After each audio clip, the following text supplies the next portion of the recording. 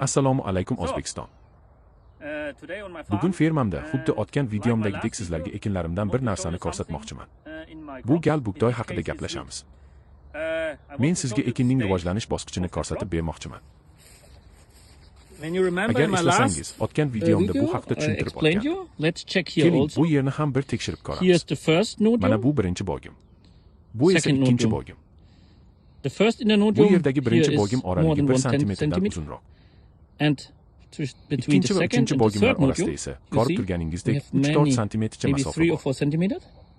Bu bizning rivojlanishning optis ikki bosqichida ekanligimizni anglatadi. O'tgan videomda aytib o'tganimdek, aynan shu bosqichda, ya'ni kechi bilan optis ikki bosqichda ikkinchi marta azot berish kerak. Bugun men shuni qilaman.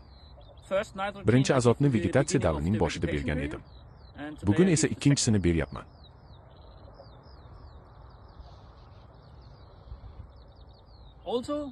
Bu bosqichda Germaniyada birinchi fungitsidni qo'llash ham mumkin. Yoki ba'zida osish regulyatorni ham qo'yamiz.